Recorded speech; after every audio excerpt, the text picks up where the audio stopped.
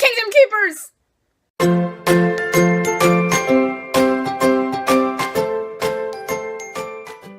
you wish upon a star!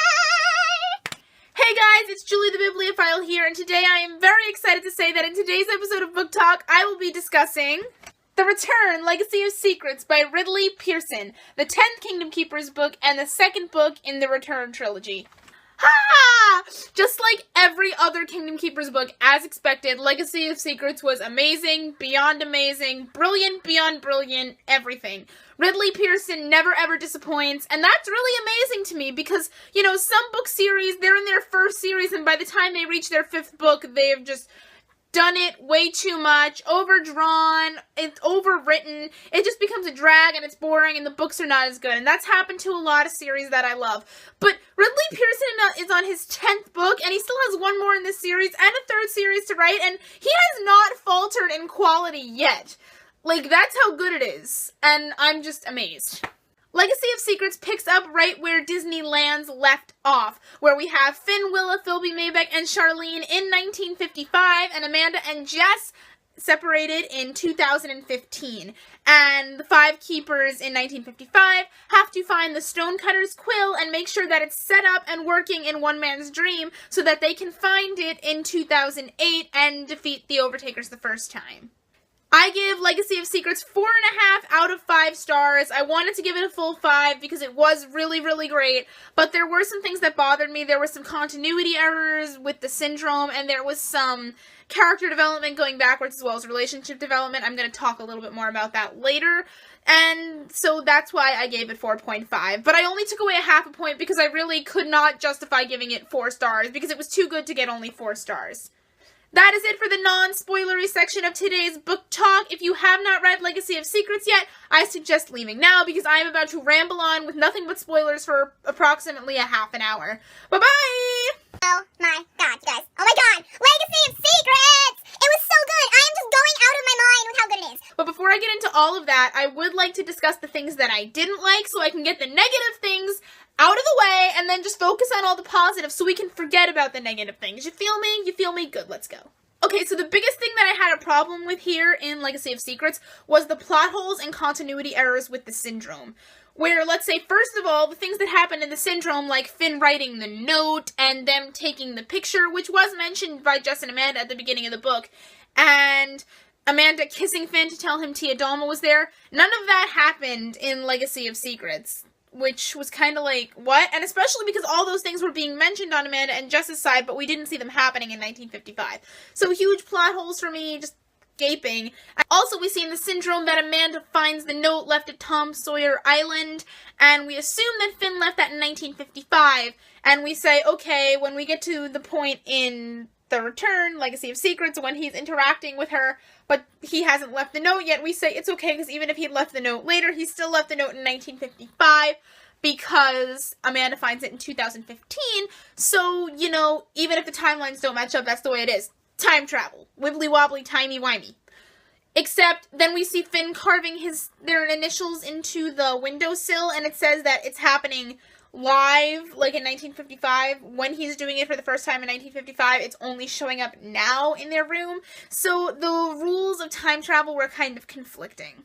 Another problem I had in Legacy of Secrets was backwards character development and relationship development. Now, one of the things Ridley has always done really well is romance, like finding the little things in the romance, and character development.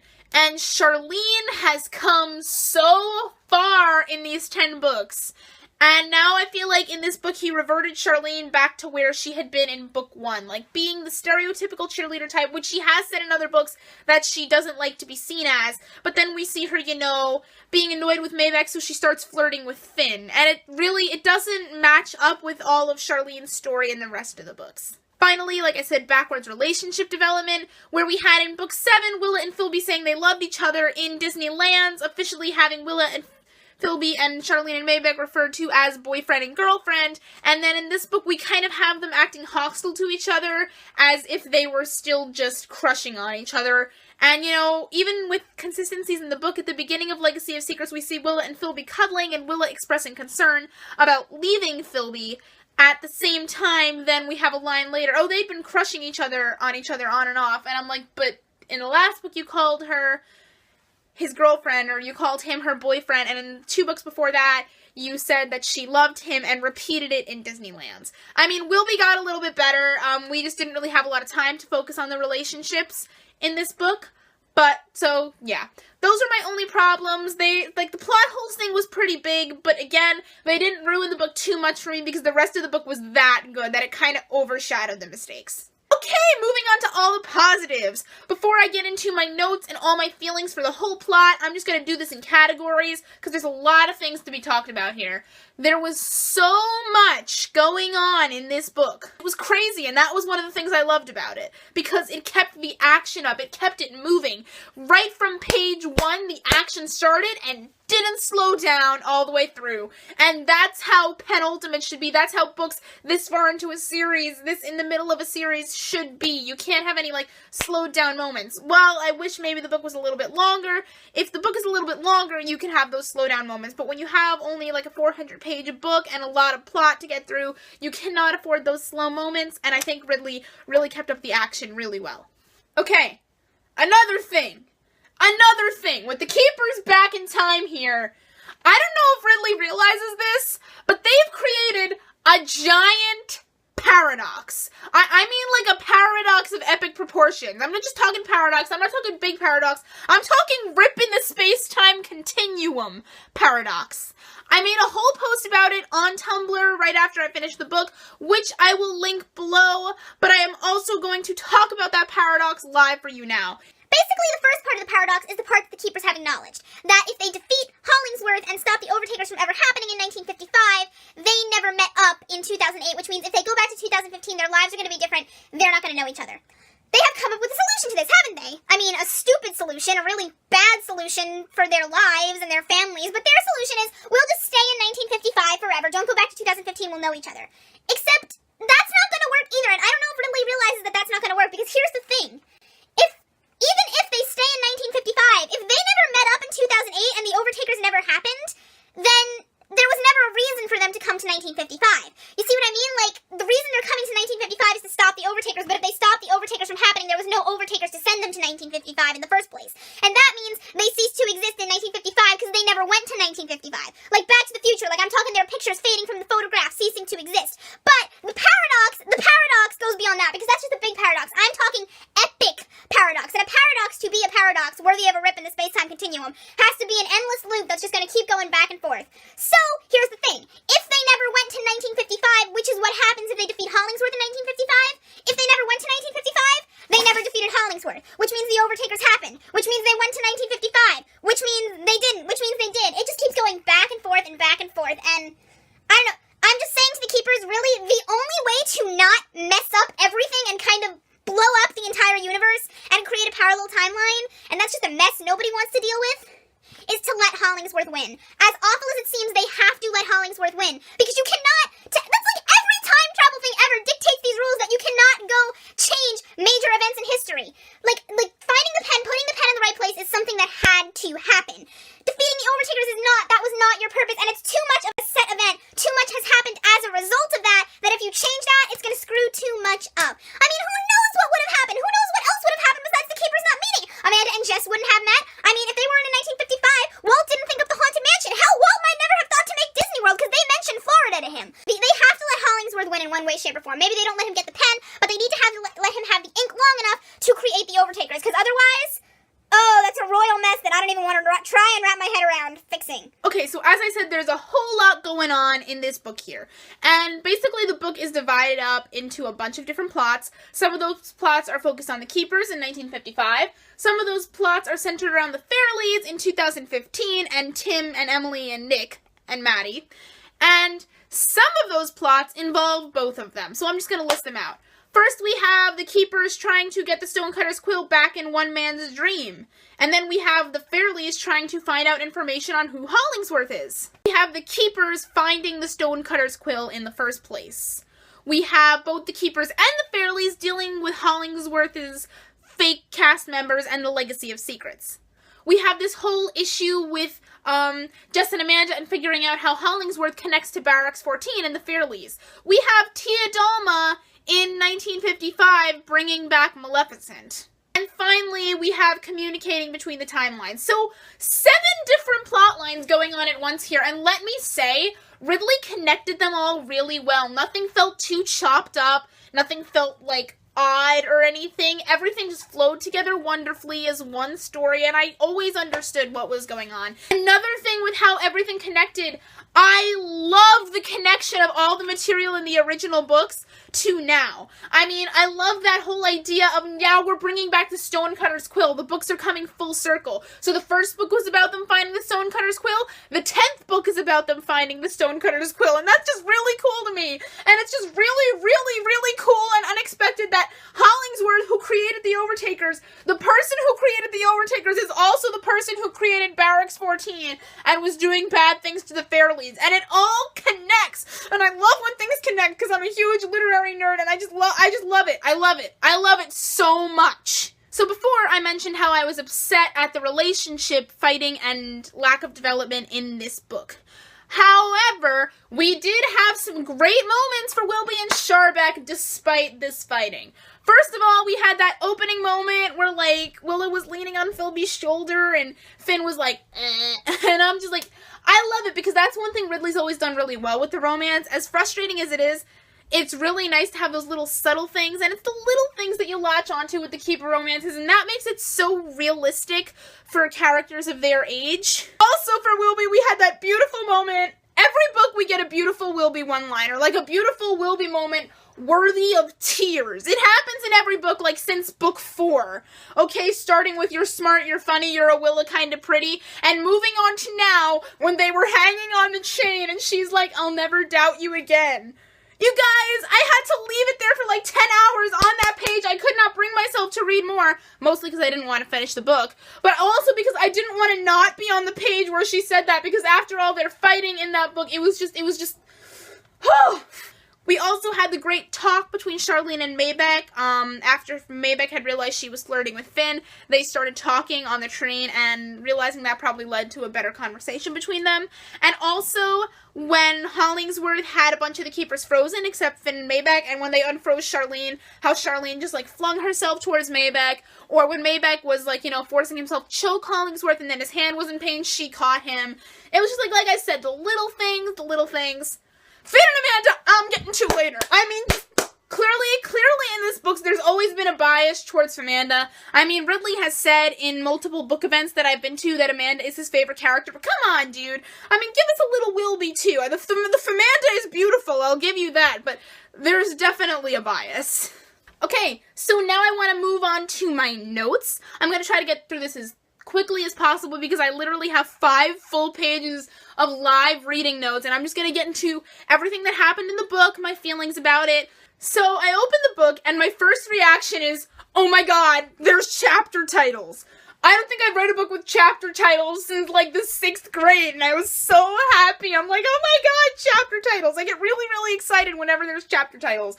And then I'm looking through some of the chapter titles, and I see, like, Life or Death, A Costume Party, Ezekiel, The Tree, and of course the last 3, which was An Apparition, Hello, Goodbye, and Tears of Joy, Tears of Pain. And of course my mind is scrambling at that point. I thought that it was going to end right where the Syndrome left off, but from Finn's point of view.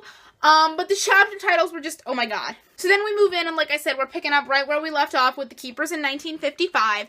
And one thing that I really, really loved was the way Ridley was describing 1955, how he was talking about how the park was different, not in little ways. Like, you know, he was talking about the Coke bottles or the lunch boxes people were carrying or the type of music that was playing in the parks. He wasn't really talking about typical things that you would use to distinguish the 1950s from other time periods, like, you know, clothes that people were wearing, the lingo, although that was a part of it. Whenever he was having huge paragraphs describing how Disneyland was different, he was talking about, like, stuffed animals, Coke bottles, music, water fountains, which I just find, like, wow. Then immediately you have Finn and Willa and Philby going into Walt Disney's apartment to try and start looking for the Stonecutter's quill. And this worked into the first plotline of the book, where they were going into Walt's office and Roy's office and everybody's offices everywhere, and Lillian Disney's purse to try and find the Stonecutter's quill.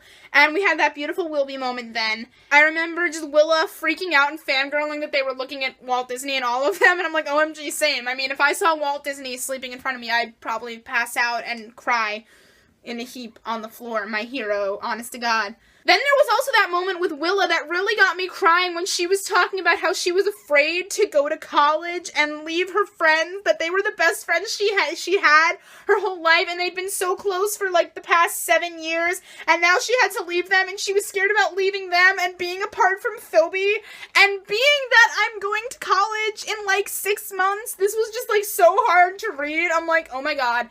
Not only from the feelings about how I've been reading these books since 8th grade and watching these characters grow up and feeling for Willa, but feeling for myself. Like, ha, that's me right now. Except I don't have a Philby, but whatever. Then we have the Keepers talking to Wayne and trying to explain to Wayne everything about the DHIs and the pen. Teenage Wayne was the most adorable thing, and I love him so much. My favorite moment with him I'm really referring to when Willa was like, oh, we're toast, and he's like, toast? And they're like, it means we're cooked, we're screwed. Like, they were explaining to him the lingo of the new year, and Wayne just goes, oh, I like toast with cinnamon and butter. Now I'm hungry. Wayne is just so cute, and just like everything about Wayne, like, gee whiz, golly willikers, I like toast. I never want this teenage Wayne to end. I don't want them in 1955 anymore, although I love it. I want them to return to 2015 because reasons that I explained before. But I want teenage Wayne forever. I don't want Wayne to be dead. Like, come on. Then, of course, already like 50 pages into the book, and Finn has mentioned Amanda and thought about Amanda 5 times. And I'm like, Ridley, you're killing me here. You're killing me. When Finn dreams about her and he feels her kiss on his cheek, and I'm like, come on. Like, that's not fair. Oh, maybe that was the kiss in the syndrome. He just didn't, like, receive it the way she wanted him to receive it, and she kissed him on the lips, and maybe he was dreaming, thought it was a kiss on the cheek. Oh, that could be it, you guys. Right there. I think that might be it. Finn's talking about missing Amanda, and I remember this one line, he missed her laugh most of all, and I'm like, really, Ridley? Don't do this to me. After this, we start to get into the plotline with the fake cast members and the Legacy of Secrets. Everything is going on. And then the Keepers are still trying to find the Stonecutter's quill when we get into my favorite scene in the entire book, which is the fight outside of Mad Tea Party. Oh my God, everything about this was perfect, and everything about it screamed Kingdom Keepers scene. Like, everything you could think of a classic Kingdom Keepers scene, this was it. I mean, first of all, you had Walt Disney on a rye with his wife, which was like, what? And then now you have the Keepers trying to make themselves solid by calling each other petty names, like literally, you're stupid. No, you're stupid. Hitting each other, I swear to God, like children. Like little children. And then Finn insults Charlene and Maybeck pushes him. And I'm like, ooh. And then they just start pushing each other, and it just kept getting better and better, because then you have this whole thing where Maybeck pushes Charlene, this guy sees him, and it's like, oh great, okay, because now we got the standards of 1955, like, this guy's gonna be like, don't hit a lady, and the biracial thing comes into play too, and then it just keeps getting worse and worse, because Philby tries to stop it, but ends up revealing himself as a DHI, and then the guy still comes up to Maybeck, and he's a Navy SEAL, and I'm just like, oh my God, like, it just kept like, snowballing, and then Lillian Disney comes in and, like, slays everyone, and she's like, yo, dude, don't be a racist pig, and I loved Lillian Disney. I want more of her. I just, Next, we continue with the fake cast members and the Fairleys starting to figure out that Hollingsworth is the leader of the Overtakers, which I found interesting because I connected that to back in the first or second book when Maleficent told Finn that I am not the leader of the Overtakers, and you realize, hey, it's Hollingsworth, and that's just the connection of everything. Another thing I love that I forgot to mention had to be the history of it all. First of all, the history of Amory Hollingsworth. I don't know if he's a real guy, but that's just really, really cool. And I love this whole Disney history, this history of Disney that we get to have by going into 1955. And the fact that, like, they were eating with Ronald Reagan all the time? Are you kidding me? Like, that's amazing. Then, of course, we move on to the hotel scene, which my heart was not ready for. I'm like, Finn, where are you going? And I think, oh my god, he's going to set up the note in Tom Sawyer Island. But no, better. He literally goes to the hotel that's not even the Disney Imagineering University yet. And he just wants to go there in an abandoned building where he could literally die just so he could feel like he was close to Amanda.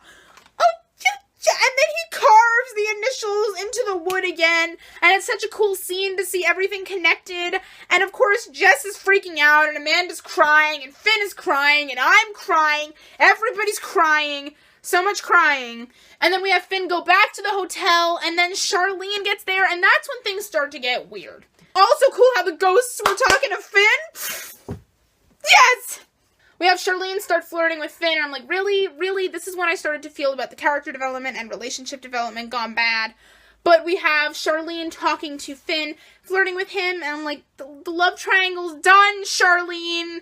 Then we see that Tia Dalma is here in 1955 trying to resurrect the Overtakers, connecting us to the end of The Insider. We have the return of the Dillard, which was weird. I found the Dillard weird in the 7th book, but this was so cool because this was not so much the DHI that they had set up as a message directly from Wayne. And we have another cryptic puzzle from Wayne, which, you know, you sort of missed out on. You thought you were going to miss out on after he was dead. But hey, apparently not. He had things set up before he kicked the bucket.